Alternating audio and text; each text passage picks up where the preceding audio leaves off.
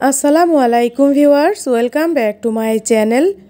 আজকে আমি আপনাদের জন্য আবারও নিয়ে হাজির হয়েছি নতুন আরও একটি রেসিপি।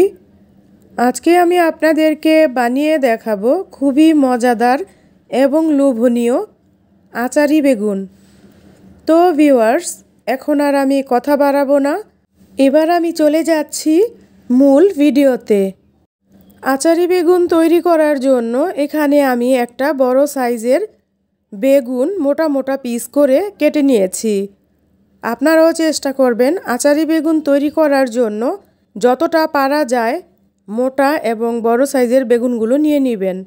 এতে করে পিসগুলো অনেক বড় বড় হবে আর রান্নার পরে বেগুনের পিসগুলো দেখতে অনেক সুন্দর লাগবে।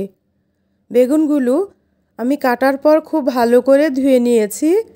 দিয়ে দিলাম স্বাদ মতো লবণ, হাফ চা চামচ লাল মরিচের গুঁড়া, আর দিয়ে দিলাম হাফ চা চামচ পরিমাণ হলুদ গুঁড়া। এবার আমি বেগুনের পিসগুলোকে হলুদ এবং মরিচের সাথে খুব ভালো করে মাখিয়ে নেব। হলুদ এবং মরিচের সাথে বেগুনগুলো খুব ভালো মতো মাখানো হয়ে গেছে ভিউয়ার্স, দেখতেই পারছেন। এবার আমি চলে যাব বেগুনগুলো ভাজার জন্য। চুলার উপর আমি একটা প্যান বসিয়ে দিয়েছি, প্যানটা গরম হয়ে গেছে। এর মধ্যে আমি দিয়ে দিলাম পরিমাণ মতো সয়াবিন তেল। আপনারা যদি চান তাহলে কিন্তু সরিষার তেল দিয়েও বেগুনটা ভেজে নিতে পারেন, যেহেতু এটা আচারি বেগুন। আর নয় আমার মতো এরকম সয়াবিন তেল দিয়েও ভেজে নিতে পারেন। এবার আমি বেগুনের পিসগুলো ভাজার জন্য প্যানের মধ্যে দিয়ে দিলাম। বেগুনের পিসগুলো এক সাইড হয়ে গেছে ভিউয়ার্স, এবার আমি একটা খুন্তির সাহায্যে উল্টিয়ে দিচ্ছি। বেগুনগুলো ভাজা হয়ে গেছে ভিউয়ার্স, দেখতেই পারছেন। এবার আমি ভাজা বেগুনগুলো অন্য একটা পাত্রে নামিয়ে নিচ্ছি। আর এভাবে করে বাকি সবগুলো বেগুন আমি ভেজে নেব। এবার আমি একটা বাটির মধ্যে এক পিস তেঁতুল নিয়ে নিয়েছি আর দিয়ে দিলাম পরিমাণ মতো পানি। পানিটা দিয়ে তেঁতুল থেকে আমি তেঁতুলের রসটা বের করে নেব। তেঁতুলের রসটা আমি খুব ভালো করে বের করে নিয়েছি ভিউয়ার্স, দেখতেই পারছেন বিচিটা আলাদা হয়ে গেছে। এবার আমি এই তেঁতুলের মধ্যে দিয়ে দিব 1.5 টেবিল চামচের মতো আখের গুড়। এই কাজটা আপনারা চিনি দিয়েও করতে পারেন, কারণ আমার হাতের কাছে এই মুহূর্তে চিনি নেই, তাই আমি চিনির কাজটা আখের গুড় দিয়েই করে নিলাম। আমার তেঁতুলের রসটা একেবারে রেডি হয়ে গেছে ভিউয়ার্স, দেখতেই পারছেন। এবার আমি তেঁতুলের বাটিটাকে এক সাইড করে রেখে দেব। তার আগে বিচিগুলো আমি তেঁতুলের রস থেকে চিপে তুলে ফেলে দেব। এবার আমি চুলার উপরে একটা কড়াই বসিয়ে দিয়েছি রান্নার জন্য, আর এর মধ্যে দিয়ে দিলাম পরিমাণ মতো সরিষার তেল। যেহেতু আমি আগেই বলেছি আচারি বেগুন, তাই রান্নাটা হুবহু আচারের মতোই হবে। তাই অবশ্যই আপনারা চেষ্টা করবেন এই রান্নাটা সরিষার তেল দিয়ে করার জন্য।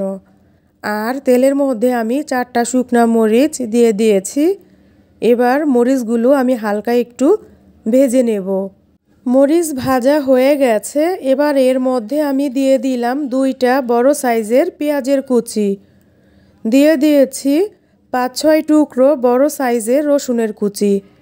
রসুনের কুচির বদলে এখানে আপনারা রসুন বাটাও দিতে পারেন।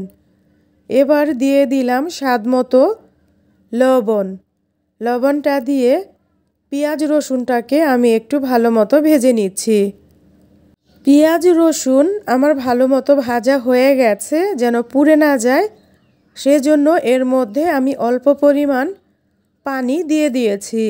এবার আমি দিয়ে দিয়েছি হাফ চা চামচ পরিমাণ লাল মরিচের গুঁড়া, হাফ চা চামচ পরিমাণ হলুদ গুঁড়া, হাফ চা চামচ পরিমাণ ভাজা জিরার গুঁড়া, আর দিয়ে দিয়েছি 1 চা চামচ পরিমাণ ভাজা পাঁচফোড়নের গুঁড়া।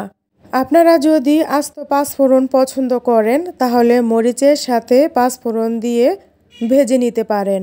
মশলাগুলো আমি খুব ভালো মতো কষিয়ে নিয়েছি। এবার আমি এর মধ্যে দিয়ে দিয়েছি ভেজে রাখা বেগুনগুলো। আর বেগুনগুলো দেওয়ার সময় অবশ্যই একটু সাবধানে দিতে হবে, যেহেতু ভাজা বেগুন আর বেগুনগুলো ঠান্ডা হয়ে নরম হয়ে আছে। তাই খুন্তির সাহায্যে আমি আলতো হাতে বেগুনগুলো কড়ার মধ্যে ছড়িয়ে দিয়েছি যেন একসাথে লেগে না থাকে। এবার আমি এর মধ্যে দিয়ে দিয়েছি তৈরি করে রাখা তেঁতুলের রস আর দিয়ে দিয়েছি বাটিটা ধুয়ে সামান্য পরিমাণ পানি। এখানে অনেক বেশি পানি দেয়া যাবে না। এবার আমি একটা ঢাকনা দিয়ে ঢেকে দিয়েছি। ঢাকনা দিয়ে ঢাকার আগে অবশ্যই আপনারা এখানে লবণটা চেক করে নেবেন আর টকের পরিমাণটা কতটুকু হবে সেটাও চেক করে নেবেন। অনেক বেশি টক হয়ে গেলে চিনি বা গুড় সামান্য দিয়ে দিতে পারেন। এবার আমি ঢাকনাটা খুলে নিলাম আর দেখতেই পারছেন আমার আচারি বেগুন একদম রেডি হয়ে গেছে। এবার আমি খুন্তির সাহায্যে আলতো হাতে একটু নাড়াচাড়া করে নিচ্ছি ভিউয়ার্স। এই আচারি বেগুনটা আপনারা চাইলে ভাতের সাথে, খিচুড়ির সাথে, এমনকি রুটির সাথেও খেতে পারেন। আমার এই আচারি বেগুনের রেসিপিটা আপনাদের কাছে যদি ভালো লাগে অবশ্যই আমার চ্যানেলটিকে সাবস্ক্রাইব করে দিবেন, সাথে একটা লাইক করে দিবেন। এবার শুধু গরম গরম পরিবেশন আর খাওয়ার পালা। এমন সহজ আর মজার মজার রেসিপি পাওয়ার জন্য আমার চ্যানেলটির সাথেই থাকবেন। আর নতুন কোনো বন্ধু যদি আমার চ্যানেলে এসে থাকেন তাহলে তার প্রতি আমার অনুরোধ রইল অবশ্যই আমার চ্যানেলটিকে সাবস্ক্রাইব করে দিবেন।